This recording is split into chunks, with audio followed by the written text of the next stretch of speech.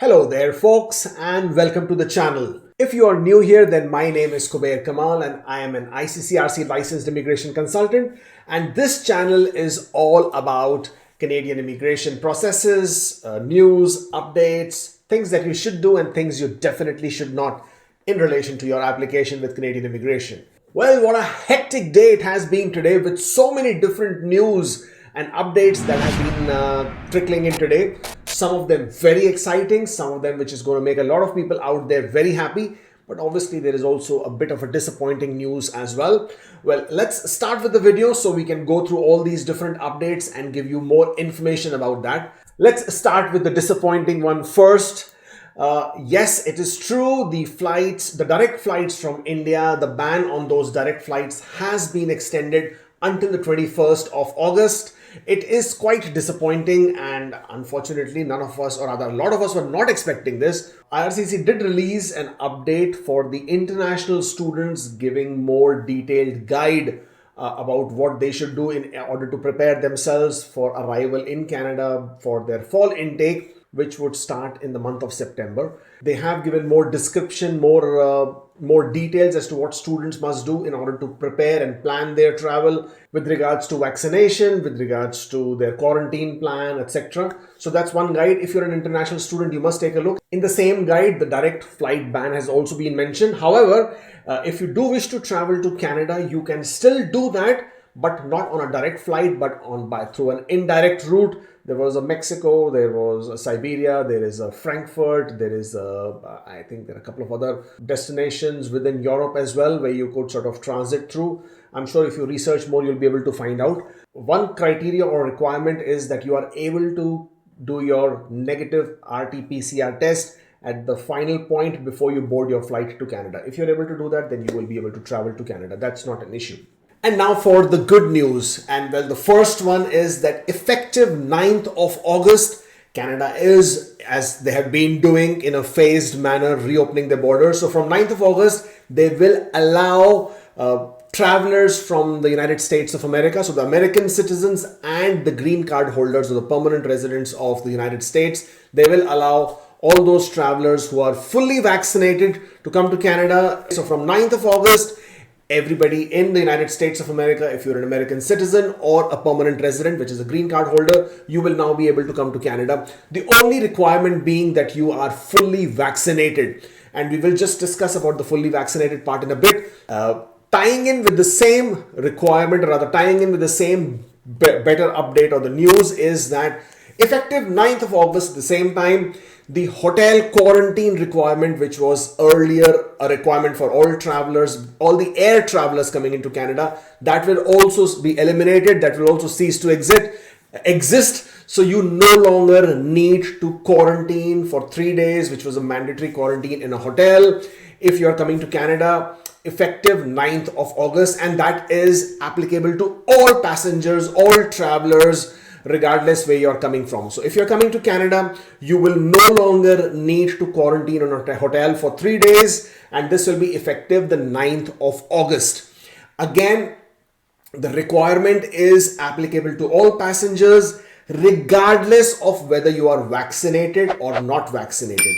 Now what that means is that even if you are vaccinated, then basically you do not need any hotel quarantine, you do not need any 14 days quarantine. And if you are not vaccinated, then you no longer will need the 3 days mandatory hotel quarantine. However, you will still need to comply with the 14 days quarantine requirement at the place of your residence. So that is a very big change, because it was a big expense for people who were coming into Canada, and this is how the update is getting better and better.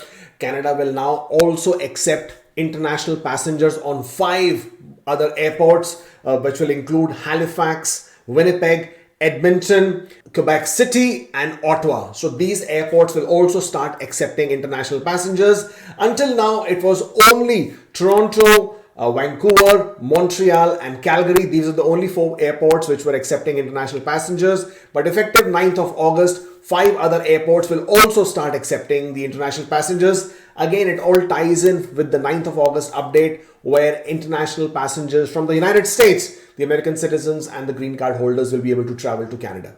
And then the next big news that I want to share with you today is that effective 7th of September, Canada will finally open doors to all passengers, all incoming travelers, regardless of their purpose of visit. Yes, what I'm trying to say is that yes, tourists will also be allowed to come to Canada. So tourists, people who are coming to Canada for any kind of travel purpose. Earlier, as I mentioned, it was only for people who are coming to Canada for essential purposes, for non-discretionary purposes, who had authorizations to travel. Well, all of those requirements will no longer exist. All passengers, all incoming travelers, regardless of their purpose of visit, will be able to travel effective the 7th of September.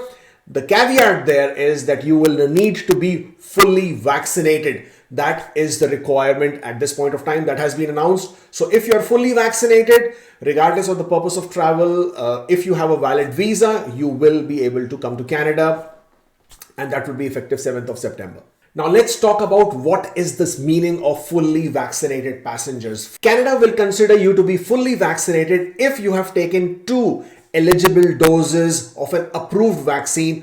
As of now, 4 vaccines have been approved by the Canadian authorities, and they are Pfizer, Moderna, AstraZeneca or Covishield, and Johnson & Johnson's Janssen vaccines. These are the only 4 vaccines that have been approved at this point of time.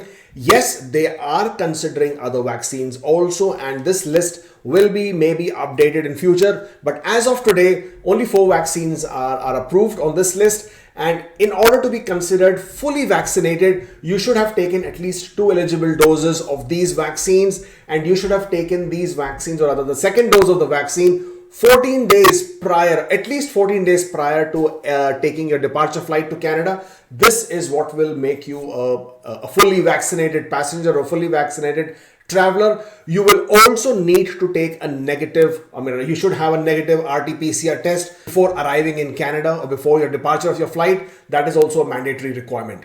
Now, what has also changed, and this will also come effective August of 9th, unvaccinated children had to quarantine for 14 days even if they were traveling with vaccinated parents. So what was happening is, for example, if it's a family of 3, the parents are vaccinated, they are fully vaccinated, but the child being under the age of 12 was not vaccinated. Under the current requirements, the child would have to undergo the 14 days quarantine requirement. But effective August 9th, that requirement has also been removed. So if it's a child and the child has not been vaccinated, the child will not be required to undergo any quarantine period. That has also been put into place. So if you're coming to Canada, if you're looking to travel to Canada, you want to be exempt from the quarantine requirement, and you are traveling on the August 9th or earlier, well, then you have to be fully vaccinated. That is the first requirement. If you are arriving after the 7th of September and you are, for example, a visitor or coming on a business visit, or you're coming to meet your family and friends, then make sure you are fully vaccinated. That would be one of the requirements for you to be able to come to Canada. As part of the documentation, you will need to have proof, whether it's paper or digital, of you having been vaccinated. And this would be a requirement that you will have to upload through the ArriveCAN app. Well, let's quickly summarize today's updates. The first one was that the flight bans, or the direct flights from India, the ban on that has been extended until the August 21st. Additional 5 airports will start accepting international passengers. Fully vaccinated travelers from the United States, and of course the permanent residents from the United States, can also enter Canada effective the 9th of August. Effective the 7th of September, all travelers will be able to come to Canada, provided they are fully vaccinated. The requirement for hotel quarantine has been removed effective the 9th of August, and unvaccinated children under the age of 12 will not be required to undergo the quarantine requirements, and this will also come effective the August 9th. There is obviously a category of people out there who are still very angry, very upset, very irritated by all that is not happening for them, and those are the people who are waiting for COPR extensions. Those are people who have been eagerly waiting for their passport request, for their applications to be finalized. and the third category of people, large number out there, who are waiting for the federal skilled workers to be resumed. Well, I am not going to say I know how you feel, because I'm not going to patronize you and try to sort of, diminish your pain about this whole thing. I know how frustrating it is, but all these news, all these updates that have started trickling from the 21st of June onwards, they're all indicating positive movement. They're all indicating that there is huge spotlight, not just light at the end of the tunnel, and we are almost very, very close to the end of the tunnel. So just stay forever hopeful, just the way I am. Just have a little bit more patience.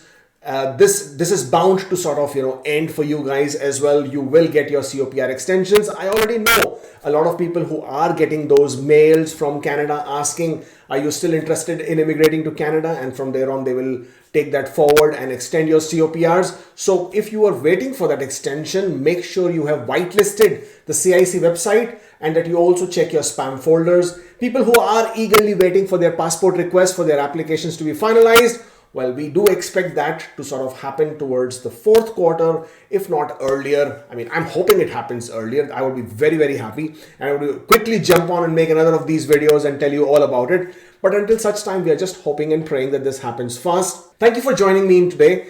If you're not following our Instagram, then you must. Well, it's a fun place to be, and we do update all the news and all these things that are happening very quickly, and that's the first place we sort of go out and update. Follow the channel if you're not following already. Smash that like button, and that's all I have for you today. Stay safe, take care, and I'll see you next time.